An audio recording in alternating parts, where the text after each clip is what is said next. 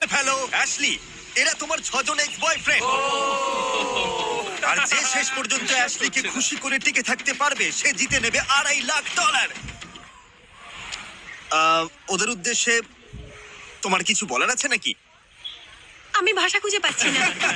চলো ক্যাম্পের দিকে যাই। আমার জন্মদিনে ইনভাইট করা সত্ত্বেও তুমি আসোনি, তাই মন খারাপ। ও, আমি ব্যস্ত ও কি ছিলাম। তোমাদের কারোর জন্মদিনের পার্টিতে গেছিল? হ্যাঁ, ও তো আমাদের পার্টিতে ছিল। কারণ ওরা এমন একটা দ্বীপে থাকতে যাচ্ছে যেখানে প্রয়োজনীয় সবকিছুই আছে। আমরা সারা জীবনটা এখানেই কাটিয়ে দিতে পারবো। কিন্তু এই চ্যালেঞ্জটা টিকে থাকার লড়াই নয়, এটা হলো ওর মন জয় করে শেষ পর্যন্ত টিকে থাকার লড়াই। প্রত্যেক 5 দিন অন্তর অ্যাশলি তোমাদের একজনকে বিদায় করে দেবে, আর শেষে যে টিকে থাকবে তাকে একটা কঠিন সিদ্ধান্ত নিতে হবে। সে কি প্রাইজ মানির ভাগ অ্যাশলিকে দেবে নাকি পুরোটাই নিজের কাছে রেখে দেবে?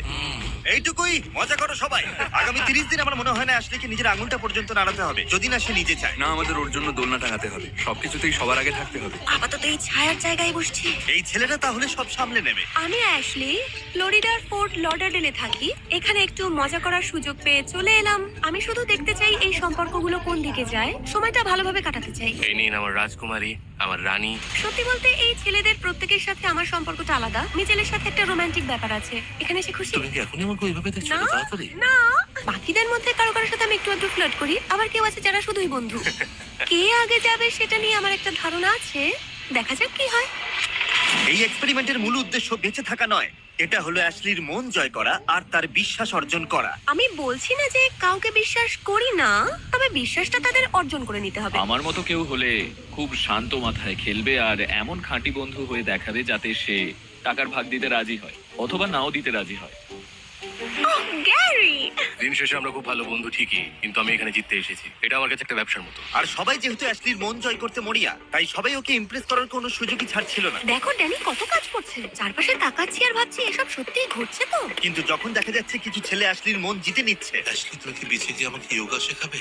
অবশ্যই, আজকের দিনটা কেমন কাটবে তা ঠিক করার জন্য কিছুটা সময় নাও। তখন অন্যরা একটু কম ধরা দিচ্ছিল। তুমি কি আমাকে সত্যিই ভালোবাসো? না, আমার চেয়ে তুমি অনেক বড়। জেক, চুপ করো। এটা বোধহয় খুব একটা ভালো বুদ্ধি ছিল না। সবার তাহলে প্রথম দিনটা কেমন কাটলো? আচ্ছা আচ্ছা, ঠিক আছে। 5 নম্বর দিনে কি বাড়ি যাবে সেটা কিভাবে ঠিক হবে? এই কাজটা কিন্তু বেশ কঠিন। কিছুই ঠিক হয়নি। এখনো কারোর নাম ডিলিট লিস্টে ওঠেনি। না, তবে আমি খেয়াল করেছি মিচেলকে তোমার বেশ পছন্দ। জানি না কেন, তবে ওকে ভালো লাগে। এখানে আসলে অনেক চয়েস আছে। হ্যাঁ, অনেক কিছু আছে। ভাগ্য ভালো, ওর কাছে 29 দিন আছে সিদ্ধান্ত নেওয়ার জন্য। আজ 3 নম্বর দিন। আমার এখনো বিশ্বাসই হচ্ছে না যে এসব সত্যি সত্যিই ঘটছে। এসব সত্যি। আমি শুধু এখনকার সময়টা এনজয় করছি। আর ওর প্রাক্তনরাও সেটা বজায় রাখতে চাইছিল, কারণ ওরা জানতো ওকে রাজকন্যার মতো রাখলেই তারা টিকে থাকতে পারবে। অ্যাশলির জন্য আমি একটু ঠান্ডা জল নিয়ে আসি, এই ছোট ছোট বিষয়গুলোই শেষে কাজে দেবে। অ্যাশলির যেন কিছু না হয়, কোনো ভাল্লুক সামনে এলে আগে আমার সাথে লড়তে হবে। তুমি কি এখানেই মেকআপ আর সাজগোজ করো? ওসবের দরকার কি? তোমার স্কিন নিখুঁত। ধন্যবাদ ড্যানি। ড্যানি আর মিচেল যেন এই ক্যাম্পের রাজা। আমি মুগ্ধ। এখানে বেশ ঠান্ডা। ভালো করেছো ড্যানি। হ্যাঁ, সেই সংকটে তোমার জন্য এনেছি, যাতে আমাকে তোমার সবসময় মনে থাকে। ও, ধন্যবাদ, খুব সুন্দর। অ্যাশলিকে আমি এই ছোট দুল দুটো দেবো, যাতে এই জেটার দৌড়ে আমি অন্তত একটু এগিয়ে থাকতে পারি। আশা করি ওর ভালো লাগবে। হ্যাঁ, একদম অরিজিনাল দুল তোমার জন্য। ড্যানি, এগুলো দারুণ সুন্দর। তোমরা তো শেষ। ও, আমার মনটা ভরে গেল।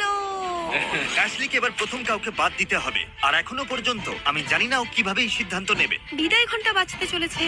আমার মনে হয় আজ কয়েকজনের সাথে কথা বলে একটু যাচাই করে নেওয়া দরকার যে কাকে। আচ্ছা, তোমাকে যদি শেষ পর্যন্ত কাউকে বেছে নিতে বলা হয়, তুমি কাকে বেছে নেবে? আমি তোমাকেই নেবো অ্যাশলি। ও, এটা আগে কেন মাথায় আসেনি?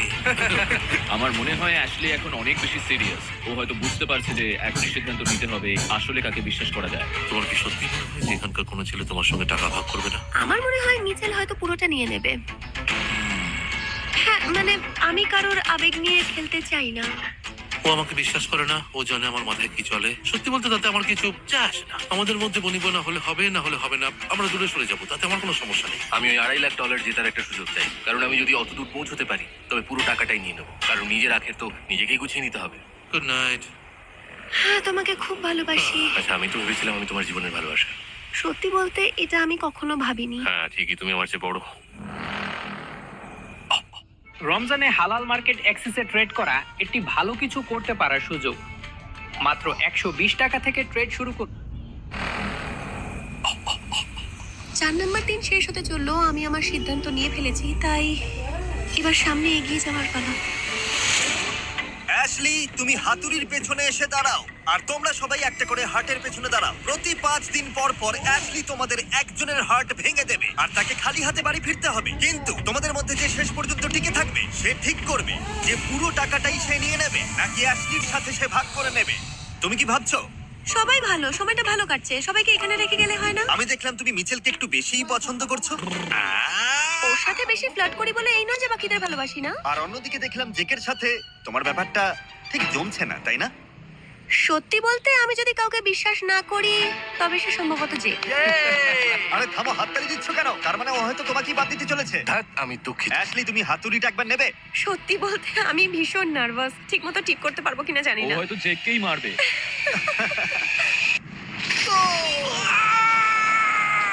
বন্ধুরা, সময়টা দারুণ কেটেছে। বাই জেক, তোমাকে মিস করব। আসলে করব না। আর 5 জন বাকি। আগেই বুঝেছিলে? অনেক আগেই বুঝেছিলাম। কি বললে? তোমরা তো জানো যে 5 দিন পর আবারও একজন বাদ যাবে। হ্যাঁ, ও এটাই বলেছিল। হ্যাঁ, $2.5 লাখ আরো এক ধাপ কাছে। অ্যাশলি যাতে